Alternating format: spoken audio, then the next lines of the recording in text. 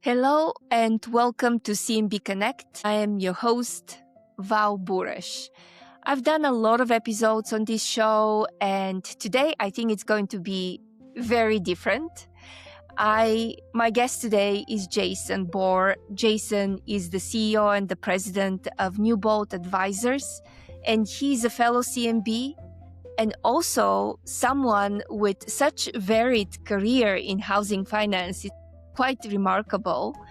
And somehow you managed to include oil painting in that career as well. So welcome to the show, Jason. Glad to be here. I appreciate it. So I think we should start with something different today. I want you to tell me about your mom. Okay. Well, for those of women out there who was concerned with the glass ceiling, Doris Bohrer, my mother, broke it for herself in the early 40s during World War II.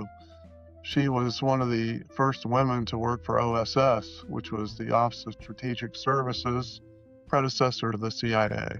A high school graduate, taking a couple of college classes here and there. They needed to make money. She took a job as a civil servant and went from, as you know, back in the day, women were typists, and she rose quickly from typing to going to photo recon school, being one of two women posted in North Africa and Bari, Italy, doing the photo interpretation, anything from industrial sites to the horrible death camps we knew existed, and working with what would be current day Delta Force operators back in the day in her camps, and having some fun stories about them that I might share as well. But she did a lot at a very young age. That picture right there is in her early 20s, circa 1943. You can see she is carrying a weapon, which I believe is a Walther, but I'm not sure. Wow. Did she know how to shoot a gun? She definitely knew how to shoot it, and one of the funny stories she shared with me is when they were in Italy, the mission there was recovering downed pilots out of Yugoslavia, and there were a lot of partisans on the ground there helping out. A lot of them had hand grenades, and Mom wanted a hand grenade, but her boss wouldn't let her have a hand grenade for whatever reason. So, having a sense of humor, she went and got one from the quartermaster, had it diffused, clipped it on her Sam Brown belt, and went into the dining hall. And all the men scattered and said, give me that hand grenade, Doris. You can't have a hand grenade. And she pulled it off her Sam Brown belt and popped the pin and rolled it down the table and cleared the mess all out. So she had some fun too over there. A lot of hard work, but some fun too. Yeah. Was there a group of women, or was she the only woman? She was one of two. Wow. One of two. And I have memos from the era, and they were referred to as the girls. So she truly was a pioneer, and as you were saying, she was knocking on that glass ceiling, trying to break it for many other women. I think a lot of women went into intelligence after that, and I have another photo here. But I don't want to get ahead of myself, because I wanted to ask you for your childhood when you were growing up with a mother, and I think you told me even your father was working for the agency. What was it like to grow up with people who were in that kind of a world? She shared some stories with you, but was she talking openly about that, or was it conversation that was not shared at the dinner table? No, it was absolutely not shared. They were both under oath. They both had top secret clearance. Dad was for quite a while head of medical services for CIA, which meant taking care of everyone globally. That meant dealing with all the defectors. So no, anytime he might have started to want to talk about something, she would give him the evil eye and say, nope, we can't talk about that. But, once I got into high school, I was able to benefit from getting a job there. They had jobs available in summer internships for the children of employees. So I did worked out there one summer and drove in with Dad. And I worked in the Office of Central Reference Western Europe. And essentially, it was like a university, and every country had a desk that was manned by a PhD, and they knew everything and anything about that country. Well, that was an excellent education. That's better than just sitting in a classroom. Just Right, you were right there in the middle of it. right. So I remember about 20 yards of files on Franco, and they asked me, "You can go ahead and purge the files and reduce them down to a useful." And I'm like, "How do I know what's useful?" And I think they could have saved time and had me just throw them all out, but I went through all the files and tried to reduce them down to something useful. That's fascinating story. I've noticed about people who came from intelligence background or were connected with families that worked in that area that or grew up around them, that these kind of people, including yourself right now in the story you're telling me, is that those people tend to be extraordinary observant. And what I've noticed is that you learn somehow maybe from the interactions, and as you were sharing this story, you were on the ground there learning with the people who work for the agency. So you learn not just to look, but to actually see. And so I just wonder, do you think about that? Do you notice this kind of a skill of observation in yourself that maybe is coming from your mom?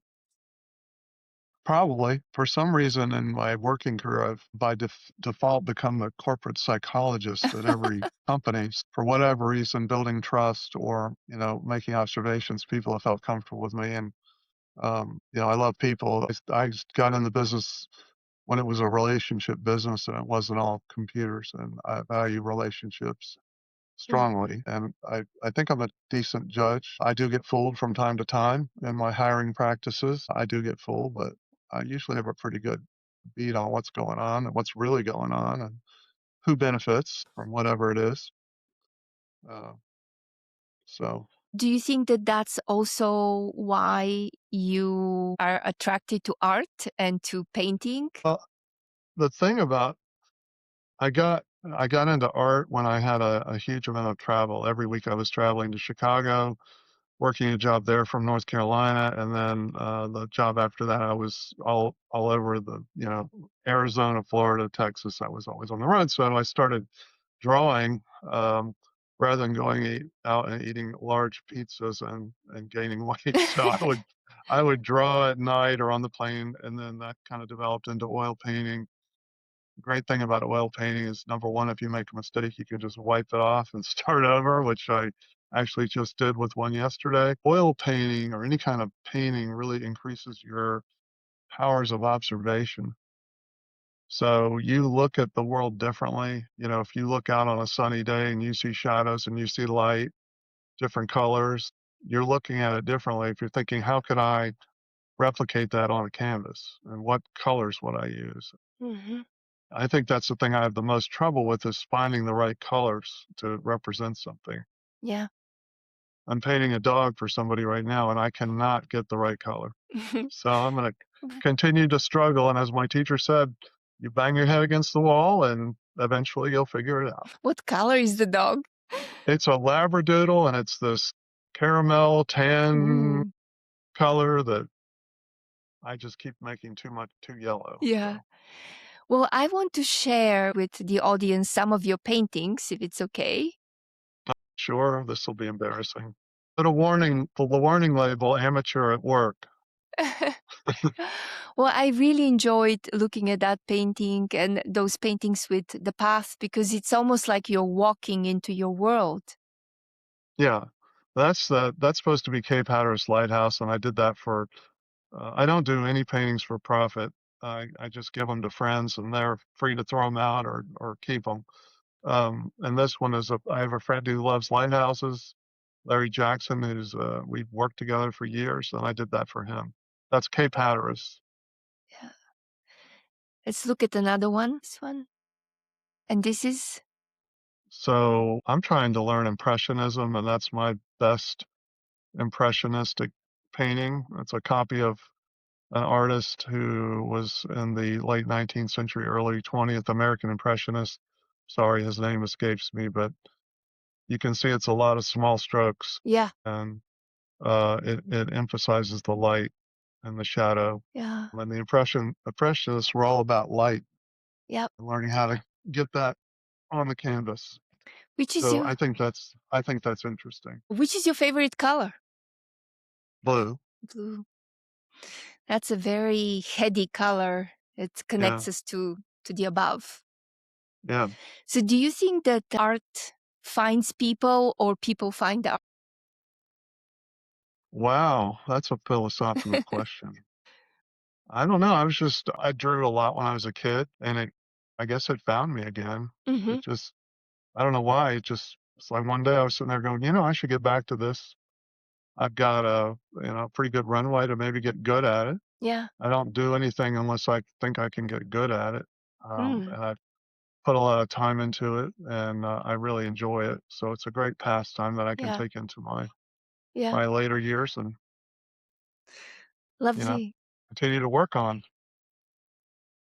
And it's a combination of, I'm a finance guy by training, so it's a combination of the left brain because you got to get everything right, the proportions, you know, learn how to push things back and bring things forward and perspective. You have to get all that right, and then the creativity and the colors and how it's applied. So you kind of mix both sides of the brain. It's a great way to get away from whatever you're working on during the day. 100%. 100% agree. Yeah. And I know you're an artist too, and you and I have probably, I'm pretty sure you've probably read Churchill's book on painting as a pastime. Oh, look at you. Look at you're ahead of Yes. me. He really advocated for people and at the time, men in high stress jobs, find something to do Yeah. to take your mind off of that. And art spoke to him. And he did a lot of artwork over the years. But fascinating, very short book Yeah. on his involvement with art and Yeah. a way to take his mind off, you know, defeating Nazi Germany, which is a lot more difficult problem than you and I are trying to solve today. Exactly. But everybody has their own moment in time, Right. and I totally agree with you. This is a very nice essay, painting as a pastime. And actually, I have to say that when I start painting, I felt guilty because I'm supposed to be this, more left brain, more completely on analytical, and yet I kept being drawn to that. But then when I read his essay, everything was clarified for me.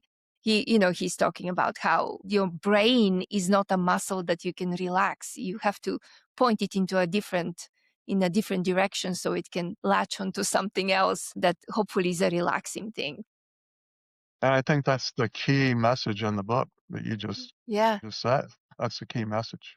Take your brain out of this day to day and put it over here where it can relax a little bit. We start talking about your mom, Doris Bohrer. You touched upon that her work was fundamentally about careful observation, reading those aerial pictures, reading people, and then also making decisions where to advise where to place actual soldiers and taking, I mean, that was a huge responsibility.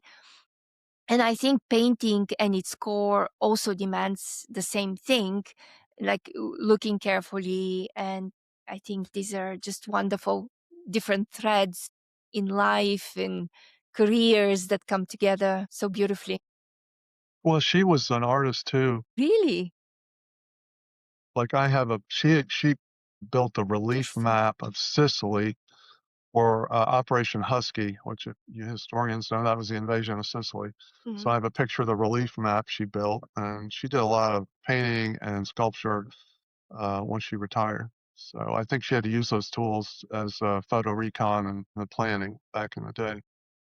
Amazing. So art comes from her, observation skills, Right. analytical skills.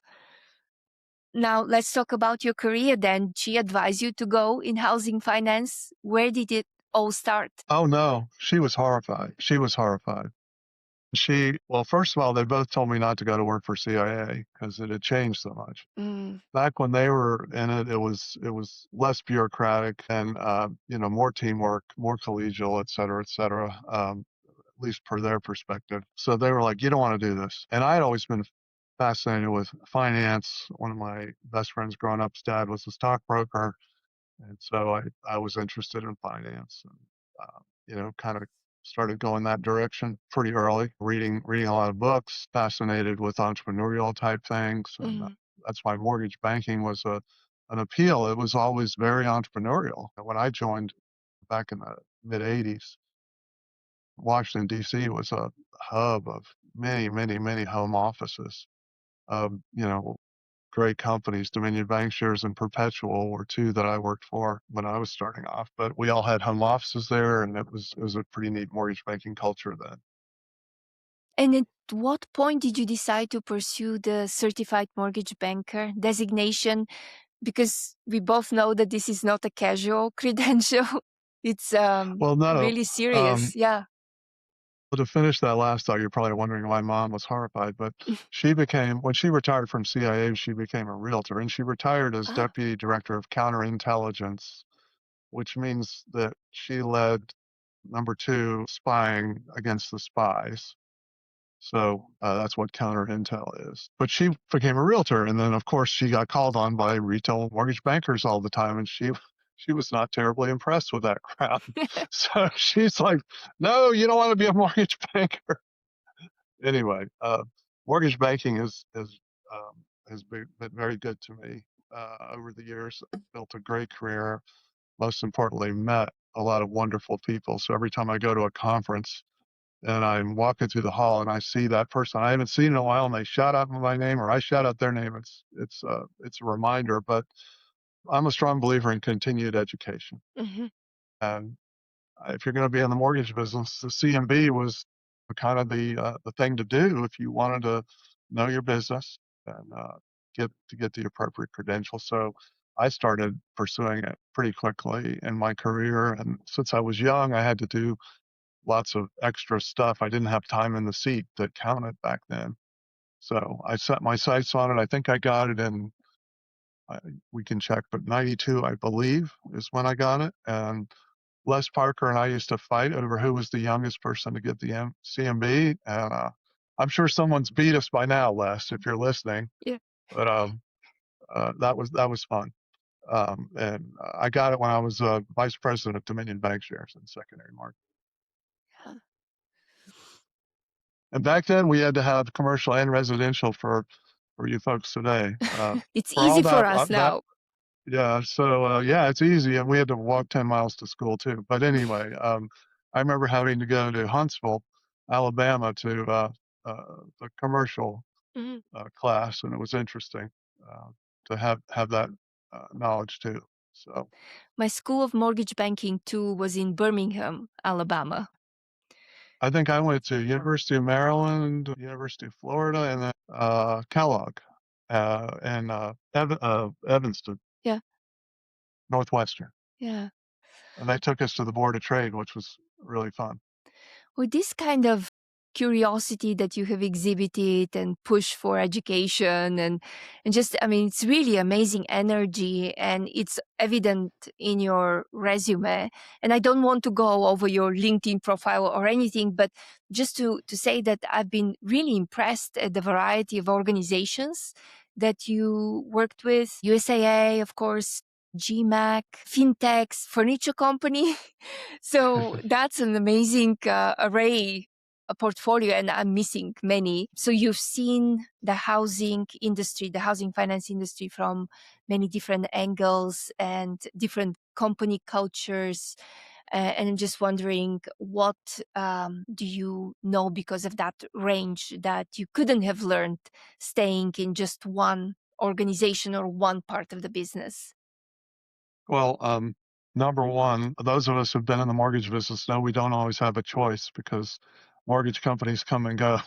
So some of those changes might not have been my idea, but you get bought. For example, I thought I'd arrived when I got a job at Dominion Bankshares. Faith Schwartz, who is still very active in housing finance, was a appear there, and I just thought I was working with the best people in the industry. So, but we got bought, and that happens. That happened to me several times. So I had the opportunity to make changes, and that taught me to be fast on my feet and adapt to different cultures. Through the years, I learned a lot. There was sort of an inflection point. I came in as a capital markets guy. I love the modeling, I love the hedging and all the Wall Street nonsense. But at one point, I wanted to become more of a general manager. Hmm. After about 5 years working in mortgage banking, I went back and got my MBA at the University of Virginia, and then I tried to focus on being a general manager, and then adding different responsibilities such as underwriting, loan delivery. Ultimately, I had responsibility for servicing. I think I had legal and compliance. So I've touched everything at one point or another, and probably my true love is alignment. Getting everyone aligned and going in the same direction, and using the financial statements to do that. Expose that truth and then act on it. I had a professor years ago in marketing who told me, "Don't tell me a story, and then I have to ask you to go find the numbers." He said, "Give me the numbers and tell me the story about those numbers." And I kept that um, you know, true to heart, and I've always gone by that. So I've That's moved to general management, and that's what I really enjoy. mhm. I think you can pretty much learn any function if you have smart people you're employing, and I've always believed in employing smarter people than me in their functional areas. So um, it's when you have that philosophy, it's achievable. I think it's interesting that we are talking about that now because I see in the industry waves of consolidation coming. And I think a lot of people will experience what you have experienced, what I have experienced, many people have experienced. But now I think it's being compounded with not only with the consolidation wave, but also with the changes in technology. And but I want to talk about that a little bit later. Yeah. Do you remember Cameron Brown? Do you remember Lomas and Nettleton? Do you remember Alliance Mortgage Funding? No, No, probably not. You're too no. young, but those were the dominant lenders in the 80s.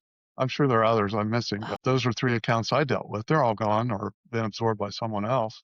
Mhm. So it's a rotation of capital. Every decade, there's a lot of capital in the IMB space right now. Servicing has kind of gone that direction instead of the banks. We see servicing continue to come out of big banks. Recently, Wells put a huge portfolio out.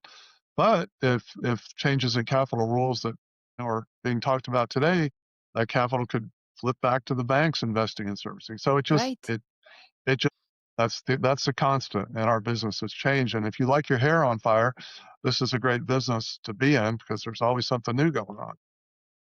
And it is so fundamental. It finances one kind of shelter. There are two kinds of shelter: renting or home owning a home. Right. And yeah, that's fascinating. So I wanted to ask you before we move on, give us a sense, since you've seen so much, a moment in your career, whether this was a situation with a client or with a deal or with one of those merging cultures that really tested you and how you reacted to something very, very difficult situation. Wow.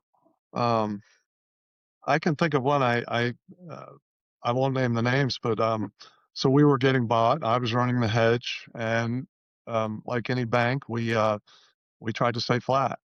If we made money on the hedge or lost money on the hedge, it was kind of the same thing. We had made a mistake. Our job was to preserve the margin. And the company that bought us, the gentleman in charge came in and said, "Okay, I want you to pull off half the hedge."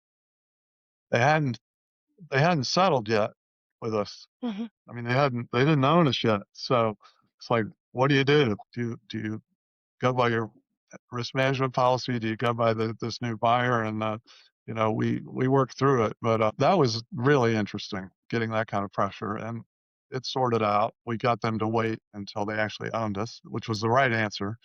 But anyway, I can imagine. the other thing is, when is getting the numbers right.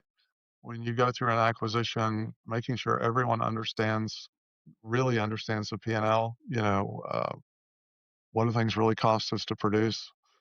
uh, and things like that. So I've been through a number of rebuilds of the P&L, literally taking it down to the studs and rebuilding it back up, to use the housing analogy.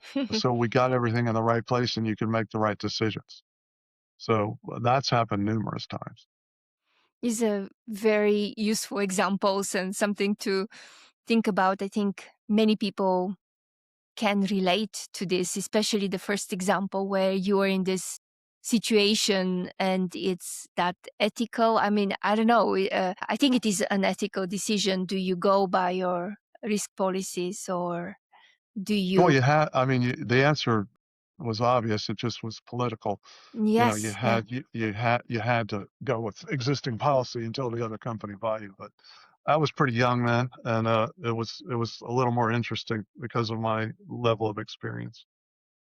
Speaking of that, I want to ask you about who shaped you as a professional, as a mortgage professional. Did you have a mentor?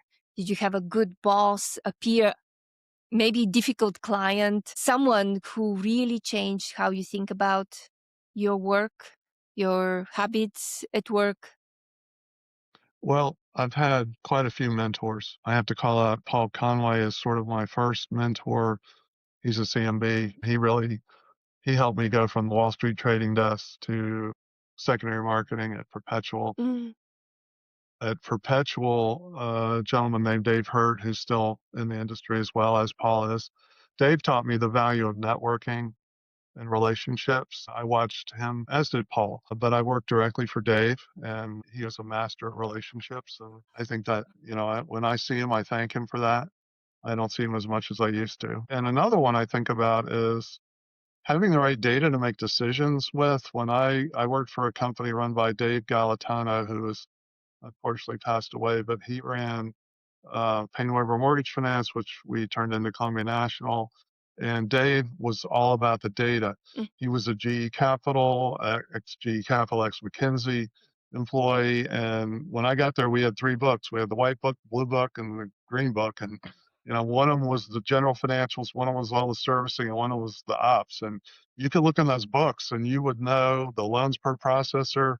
You would know every detail of the entire operation, and they were reliable. So that was a big mindset shift for me, to have the right data from the overall business perspective. Up until that point, I've always already had the data about the position I was running, the hedge, but the data about the whole company I found fascinating. And that was a very important So were point they for me. actual So books or files? yes, they were books, literally those colors, and they'd all three come together every month, and we'd look through them and highlight them and dog ear them. And I asked him about it he goes, well, first thing I did when I got here was try to get good data so I could make decisions. And that's the exact same thing. Mm-hmm. I've been back at Newbold Advisors for, a few months. And the first thing I did was run through the P&Ls, ask a lot of questions, make sure I have the data to make decisions with. It's critical, important. And for those of you who are not, finance people, remember one thing. It's just stories about people. That's all a P&L, an income statement, and a balance sheet are. It's stories about people. It's not higher math. It's, addition, subtraction, etc. So if you approach it with that perspective, maybe it won't be as intimidating. I certainly appreciate that. I love data only because not I don't love it in abstract, but because of what you're saying, it represents the real world. It's how we see the real world. Even if you think of people learning to fly, we weren't born to be able to fly. We learned through data, through calculations. Somebody did the calculations, and then Right. that opened up so much for the human race. And Yeah, that's why I love data as well, because it gives me a lens to understand the world and to make a better decision in it. absolutely. As long as you don't get analysis paralysis, you get enough to make a decision and then you move on, and you'll never have perfect data to make decisions with. That's the trap you got to avoid. Now, tell me about new advisors. You came back to Newbold, but first describe what is Newbold, and more importantly, what is it Newbold trying to become in this new world of mortgage banking that we are seeing now, with technology changing, with those waves of change that we're experiencing? Well, Newbold is a 20-year-old firm, and I think roughly 10% of all firms that are startups survive 20 years. So that says a lot for the company. It started with three gentlemen who were working independently at Fannie Mae, and Dave Heisey, who was the CFO at the time, asked them to do a project together. Of course, they did extensive market research on naming Newbold and decided since one of them lived on Newbold Court, they'd use that name for the company. But it was all about experience applied. That's the original moniker, bringing the right people to the job for the job at hand. So we have never had a bench of generalists. If we're going to be working on a digital transformation project to implement a new servicing system or a new LOS system, we're going to bring people that have done that exact work before. So that's what we've been about for 20 years. It started with traditional management consulting, which is still a lot of our business, which I would define as having a statement of work that we have to deliver a result. We also have gotten into the staffing business, which is providing if you need a .NET developer for 6 months, we can go find one for you. If you need a full stack engineer, we'll find one for you. We'll place them there for 6 months. We've also, when I was with Newbold before, I had a client who needed a secondary marketing leader. So I said, hey, we can get that for you. And we did. And then that took us into executive search, which last year we accomplished 30 of those searches for our clients. So Mm-hmm. it's really all about people serving other people, bringing the right people to bear for the situation at hand. And if we make a mistake, we get them out of there quickly and get the right people in there. It's been a fun run. A few months ago, the partners asked me to consider coming back, and I was honored and thrilled to come back and build the legacy going forward. That's exciting. And seems like what Newbold was doing is like any good advisory firm does. You look at the situation, you see a gap, and then you find a way to propose a solution to fill that gap. Exactly. And it really starts with a question. Yeah, What are you trying to yeah, accomplish? So we don't have a script. It just plays off that question and a lot more questions that follow. that's exactly that. Having that understanding and assessment of the situation with questioning it and understanding it deeply, those are the best solutions that come up if you understand the problem or the need. Well, I think I know people say it all the time, but trust is critical. And our word is our bond. Our name is the only thing we have. So we are very careful about only doing jobs we know we can do. Hmm. If we can't, we tell people we can't. We say, you should call Val over there. She can do the data. She's got great data. And that's not our thing. So, and we also have a saying, telling their baby's ugly. So they don't want us to come in there and tell them how wonderful they are. We're not a big four. We're the people that roll up under the car, change out the transmission because it's ugly, and put a new one in, and then they keep driving. So we try to get in and out and fix things, and then get invited back by earning the trust and being truthful about what's going on. That's a great analogy. And who is your ideal client? Are lenders particularly your client, or maybe fintechs? Or do you Uh, serve all the stakeholders in the housing finance industry? it, it really depends. I mean, we're partnering with a number of technology companies that want to do implementation. So we Ah, call that our digital transformation practice, whether it would be an LOS system or a new servicing system. Um, a perfect client is someone that wants to sit down and have a conversation about what they're trying to accomplish and have us help them. It's not about somebody looking for the cheapest price to do an implementation, because that's not us. I learned early, it doesn't take any brains to lower price. It takes brains to add value. mm-hmm, And so we're trying to add value wherever we can. So it's somewhere where I can go and sit down and have a real conversation. I've been on their side of the desk. So I know what they're going through. I know what their issues are. And I might have an idea because I've got a few more gray hairs than they do, or I might not. But somebody back at the firm probably does if I don't know. So it's really someone we can build trust with and have a relationship with where we help them over time. And we don't show up with a deck and say, hey, here's all the cool stuff we've done. We show up and just start consulting. You know, what are your objectives? Hmm. And we just start working with them. And if something works out, we'll paper it and we'll get a project on the books. If not, we've made a new friend. That's a great attitude. And one thing that has been on my mind, and as you're talking, is artificial intelligence. And we start talking a little bit about that before. So AI has been part of our industry for a long time, but the generative AI, or this new generation of AI that's democratizing the access of AI, I think it is reshaping almost everything in financial services and housing finance as well. So, what's on my mind is, and the question on my mind is, how does this AI, how is it impacting how you sit down with your clients? How do you approach your clients? And especially in the area of technology implementation, do you see any impact of AI there? Absolutely. Most conversations come with, if you don't do this immediately, you're out of business. Right. And so kind of run from those conversations. Um, I'm a continual learner, and I will be the first to admit I have a ton to learn about AI, as we all do probably.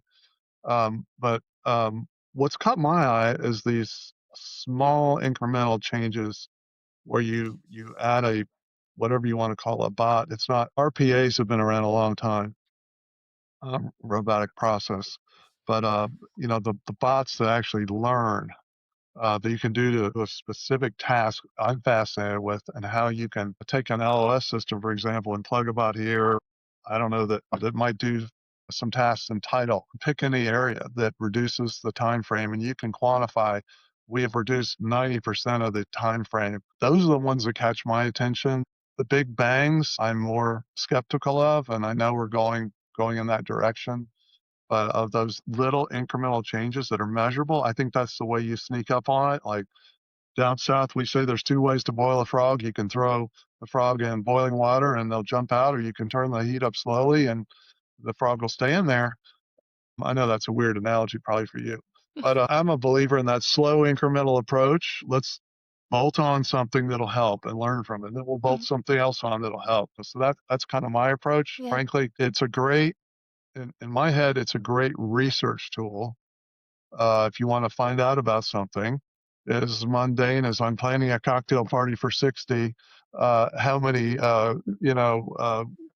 drinks should I have, to asking about specific, having it build you a finance model. What's very quickly, what's the future value of an annuity of $1,000 for 20 years at 10%? Bam, you don't have to build a model anymore. It just does it for you. So if you imagine how the Big Bang will be, Mm. that'll be something else, the leaps and bounds. But That's very I don't know. interesting. Yeah, incremental versus big bang. We started immediately when I heard for the first time about the generative AI technology. This was at a Christmas party in 2022. And at that time, I have to say that I didn't even know how to spell ChatGPT. I was spelling it ChatGBT, is Yeah, GPT. So, I mean, what kind of a name is that? But ever since we heard about that, we have been trying to understand it and implement it. And what we call here is riding the wave before it yeah, crashes on us. Because we right, do see the power of it, but also we see that it is still this kind of a child, especially when it comes to structured data.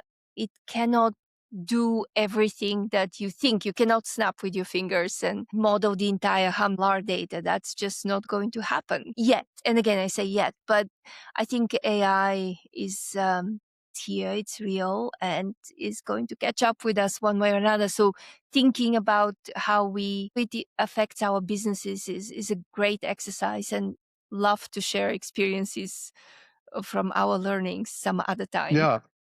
Well, I mean, that's a question I have, and maybe anybody watching this can help me, but where do we go? Where's homeroom on this for the mortgage industry Mm, to know what the latest and greatest is? Are they meetings at the national conference? I looked on the schedule, and I don't think there's a technology conference anymore, but I could be wrong. The MBA, I know various vendors have conferences, mhm. but I want a place to go to know what's working, Yeah. if there is such a place. Um, Well, that's a very good question. And actually, I take it as a challenge as well. Because, in the CMB Society, we have the CMB Technology Committee. And one of the issues that we were trying to solve is to bring information to the CMB Society, not necessarily a conference, so it's not a direct answer to your yeah, question, to bring the latest thinking and share practical experiences. And we still have to deliver on that vision for the CMB Technology Committee. But I would say I would take it as a challenge and come back to you. yeah, and I'd be happy to collaborate with you. This is a vertical learning, Yeah, curve yeah, for me anyway. yeah. I heard a product manager at one of those technology companies, nothing to do with mortgage, but AI is horizontal now. It's not vertical, it's horizontal. And what she said is that we should all do an exercise. If we are providing some kind of a solution, and the mortgage industry is full of little SaaS companies that provide this and that, including my own mortgage market intelligence, but try to get one of those tools like Cursor. You have heard, the AI coding tool, the vibe coding tools, or Lovable, and try to replicate your solution. If you can, then you're in big trouble. But if you can't, maybe you still have few months ahead of Right, runway. right. So, Jason, I typically ask it of my guests because I am also continual. I love learning and knowing things. So, what are you reading? What are you watching? What podcasts are you listening, working on right now that has absolutely nothing to do with mortgage banking, but is really developing who you are and helping you be a full human being? Well, from a reading perspective, I read a lot, um, and I know this will shock you, but I love spy fiction. So, any and all those, Seth Sprague, who's an active CMB and was chair some time ago, he and I have a sort of informal book club where we share titles, but, the Mitch Rapp books, any kind of police nonsense like the Harry Bosch books, I love that to get away from everything else. And then I usually rotate in a history book, looking for, cause and effect back in the day, and a business book. I usually have a business book going. Mhm, I don't have a current business book going, but history. I'm reading a book about the generals in World War II mhm. and their personalities. And, a garbage book. I think it's a Jason Bourne book, the famous spy who can't remember anything. So those, I'd love to find an interesting podcast that wasn't political. I'm exhausted with all the political mess, so I don't want to listen to that. I tend to listen to music when I'm at the gym. I haven't found a podcast that I really like at this point. If you have any recommendations, let me know. My son listens to all the history podcasts. He can tell you the Roman Empire, all those details, but I need to read it. I'm not good at listening to history. Mhm. So I hope that answered your question. And I read on a Kindle. I love having an entire library in my little hands. I do too. Um, and the luxury of having time to read on the weekend and go on the back porch and read, at my leisure is a wonderful luxury of life. I agree. Wonderful. And I can share with you my podcasts afterwards. I Yeah, that'd be great. normally listen to podcasts that are technology oriented. So I can tell you machine learning street talk and things like that, but I'm not going to bore you with Well, those. I have one that they don't publish as much as I'd like, but it's called Acquired. Have you ever listened to that one? I like Lenny's podcast. Uh-huh. He interviews product managers or CEOs or founders of technology companies, and I like that. Well, acquired is a histories of companies. Berkshire Hathaway, Walmart, Yeah. Price Club, the NFL have been the recent ones I've listened to, and they go all through the history, and they're 3-hour long form, and the guys that do it, I think they're both venture capitalists, and they get deep into it. The fascinating thing I'd listen to on the Costco Price Club is their inventory turns. The inventory at that place used to turn so fast. It was there and gone. So, they didn't have to finance it. And I just thought that little nugget was fascinating. I'm going definitely to check out that podcast. I haven't heard about it, but now it's on my list. Yeah. Yeah, it's called Acquired, and I wish they did more, but they're interesting. And I would love to hear some more from you, and I need more to listen to. I Yes. can only listen to 70s rock so much. Jason, I can talk to you all day, and I'm definitely going to come back to you with recommendations. And I want to act on what we just found out, that actually there's a room for collaboration with the CMB Technology Committee, your perspective or questions that you might have about technology, which I'm sure other people have. More to come, this conversation to be continued. And once again, I just want to thank you for this, for sharing your mom, Doris Bohrer, with us. I think it's a wonderful story and very inspiring, actually. Well, thank you. And to anyone listening, I believe in paying it forward. So if there's anything I can do for you, don't hesitate to reach out. Um, I'm easy to find on LinkedIn. Thank you, Jason. And I will put your LinkedIn just in case if people want to reach out directly to you. Thank you again. Thank you.